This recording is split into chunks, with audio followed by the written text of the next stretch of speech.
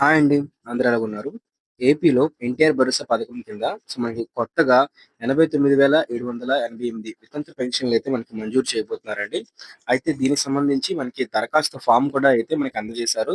అలాగే మనకి పూర్తి వివరాలు కూడా అందజేశారండి. దాంతో పాటే మనకి ఇతర పెన్షన్‌లకు సంబంధించి కూడా కొంత సమాచారం అయితే మనకు తెలియజేయడం జరిగింది. ఇంకా దానికి సంబంధించి అప్లికేషన్ ఫార్మ్ కూడా మనకైతే ఇచ్చారు. దాంతో పాటే 7 రోజుల్లో దరఖాస్తు చేసుకున్న వాళ్ళకి వచ్చే నెల నుంచి మనకి పెన్షన్ అయితే వస్తుందని చెప్పేసి వివరాలైతే చెప్పడం జరిగిందనమాట. అయితే మనం పూర్తి వివరాలైతే చూద్దాం ఒకసారి. ఇక్కడ చూసుకున్నట్లయితే ఏపీ రాష్ట్ర వ్యాప్తంగా కొత్త పెన్షన్‌లకు, న్యూ పెన్షన్‌లకు ఏపీ దరఖాస్తు చేయాలనుకునే శుభవార్త తెలిపిందండి. అయితే ప్రభుత్వం నుంచి 89,788 కొత్త పెన్షన్‌లయితే మంజూరు చేస్తూ ఉత్తర్వులైతే విడుదల చేయడం జరిగిందనమాట. వారికి మే నెల నుండి రూ. 4,000 పెన్షన్ అయితే అందుతుంది. అయితే ఆ పెన్షన్‌దారులు ఎవరు, ఎక్కడ దరఖాస్తు చేసుకోవాలని చెప్పేసి, ఎలా దరఖాస్తు చేసుకోవాలైతే పూర్తి వివరాలైతే ఇప్పుడు మనం చూద్దాము. అయితే దానికి సంబంధించి మనకి అప్లికేషన్ ఫార్మ్ అయితే విడుదల చేశారండి. ఇది మనకి సచివాలయంలో అయితే దొరుకుతుందనమాట. ఈ అప్లికేషన్ ఫార్మ్ అయితే తీసుకొని ఎవరైతే వృద్ధాప్యంలోని లేకపోతే వయసులో ఉంటున్నప్పుడు వాళ్ళకి సంబంధించి భర్తకి పెన్షన్ వస్తున్నట్లయితే, ఆ పెన్షన్ సంబంధించి భర్త చనిపోయినట్లయితే భార్యకైతే పెన్షన్ అయితే ఇవ్వాలి కాబట్టి మరి దాన్నే స్పౌస్ పెన్షన్ అయితే అంటారనమాట. అయితే ఇప్పుడు ఈ స్పౌస్ పెన్షన్‌కి సంబంధించి అప్లికేషన్ ఫార్మ్‌లయితే దరఖాస్తులైతే చేసుకోవడం జరుగుతుంది. ఈ దరఖాస్తుదారునికి సంబంధించి అప్లికేషన్ వివరాలు ఎలా నింపాలో నేను మీకు చెప్పబోతున్నాననమాట. అలాగే దీంతో పాటు మనం ఏ డాక్యుమెంట్స్ సబ్మిట్ చేయాలి, ఏ డాక్యుమెంట్స్ అయితే ఇవ్వాలని చెప్పేసి ఇప్పుడు చెప్పడం జరుగుతుంది. అయితే ఇది అప్లికేషన్ ఫార్మ్ చూసుకున్నట్లయితే ముందుగా మనం దరఖాస్తుదారుని పేరైతే మనం రాయాల్సిన అవసరం అయితే ఉంటుంది. మీ ఆధార్ కార్డ్‌లో ఏ విధంగా అయితే దరఖాస్తుదారుని పేరు మీ ఆధార్ కార్డ్‌లో మీ పేరు ఏదైతే ఉందో భార్య పేరు, ఆ భార్య పేరైతే రాయాలన్నమాట. అలాగే భర్త పేరైతే కిందనైతే రాయాల్సిన అవసరం అయితే ఉంటుంది. అలాగే ఆధార్ కార్డ్ నంబర్ అండి. ఇది భార్య ఆధార్ కార్డ్ నంబర్ అయితే ఆధార్ కార్డ్ నంబర్ అయితే రాయాలి. అలాగే రేషన్ కార్డ్ అయితే రాయాలి. సో, రేషన్ కార్డ్ చూసుకున్నట్లయితే మీరు జగన్ ప్రభుత్వంలో వచ్చిన రైస్ కార్డ్ నంబర్‌నైతే మీరు ఎంటర్ చేయొచ్చు.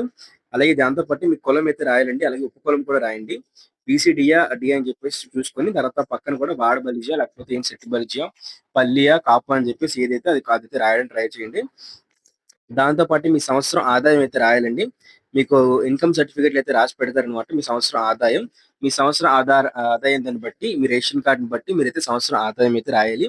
దాంతో పాటు మీ చిరునామా రాయండి. ముందుగా మీ డోర్ నంబర్ అయితే రాయాల్సి ఉంటుంది. తర్వాత మీ గ్రామం లేకపోతే మీ మీ యొక్క విలేజ్ ఇది రాయాలి. దాంతో పాటే మీకు సంబంధించి ముందుగా మండలం కూడా ముందైతే రాయాలండి.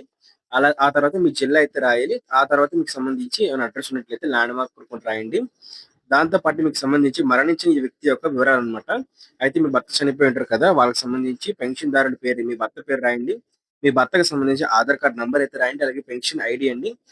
ఏదైతే మీ భర్తకు సంబంధించిన పెన్షన్ ఐడీ అయితే ఉంటుంది. పెన్షన్ బుక్‌లో అయితే ఈ పెన్షన్ ఐడీ అయితే మనకి ఇస్తారనమాట. అలాగే పెన్షన్ రకం కూడా మనకైతే రాయాల్సిన అవసరం అయితే ఉంటుందనమాట. అలాగే మరణించిన తేదీ, ఏ రోజు చనిపోయారని చెప్పేసి కూడా మనం వివరాలైతే అందజేయాలనమాట. దాంతో పాటు దరఖాస్తుదారుని సంతకం అన్నమాట. ఇది మీ సంతకం అండి. మీరు మీ సంతకం అయితే పెట్టినట్లయితే ఈ అప్లికేషన్ ఫార్మ్‌తో పాటు భర్త, భార్య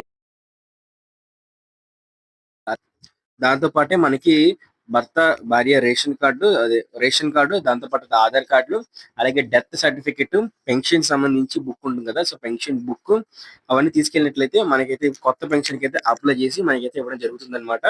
ఈ దరఖాస్తు ఫార్మ్‌తో పాటు మీరు ఆ డాక్యుమెంట్‌లన్నీ కూడా తీసుకెళ్ళినట్లయితే మీకు దరఖాస్తు చేసుకోవడానికైతే సమయం అయితే ఇస్తారండి.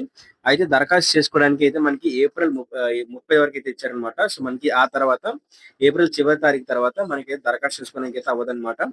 అయితే ఎవరైతే దీనికి త్వరలో మనకి తొందరగా ఎంత వీలైతే ఈ 7 రోజుల్లో ఎవరైతే ఎక్కువ ఫాస్ట్‌గా అయితే అప్లై చేసుకుంటారో వాళ్ళకి వచ్చే నెల 1 తారీఖు నుంచి అయితే ఈ స్పౌస్ పెన్షన్ అయితే అందిస్తామని చెప్పేసి రాష్ట్ర ప్రభుత్వం తెలియజేయడం జరిగింది.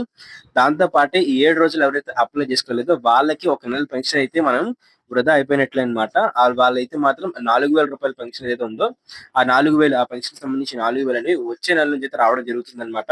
అందుకే వీలైనంత తొందరగా ఎళ్లి మీ సచివాలయానికి అయితే వెళ్లి అప్లై అయితే చేసుకోండి. మీకు దీనికి సంబంధించి ఎలాంటి సందేహాలున్నా సరే నన్ను ఇన్‌స్టాగ్రామ్‌లో అయితే మీరు నన్ను కాంటాక్ట్ అయితే అవ్వచ్చు. అలాగే మన టెలిగ్రామ్‌కి ఇంకా వాట్సాప్ గ్రూపుల్లో జాయిన్ అయినట్లయితే ఈ అప్లికేషన్ ఫార్మ్ అయితే నేను మీకు ఇస్తానండి. అలాగే కిందన గూగుల్ డ్రైవ్ లింక్ కూడా మీకు ఇస్తాను అప్లికేషన్ ఫార్మ్‌ని. మీరు డౌన్‌లోడ్ చేసుకోవచ్చనమాట. సో, ఈ విధంగా అయితే ఉంటుందండి. మరి ఇదే విధంగా ఎన్టీఆర్ భరోసా పెన్షన్ స్కీమ్ సంబంధించి ఎప్పటికప్పుడు లేటెస్ట్ ఇన్ఫర్మేషన్ కోసం ఖచ్చితంగా ఛానెల్‌ని సబ్స్క్రైబ్ చేసుకోండి.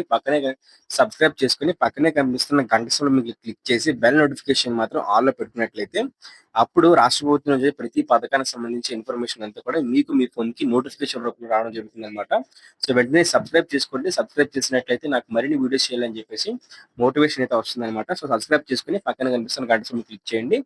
అలాగే పూర్తి వివరాల కోసం మన టెలిగ్రామ్ ఇంకా వాట్సాప్ ఛానెల్ అయితే వెంటనే వచ్చి జాయిన్ అయితే అయిపోండి. Thank you friends.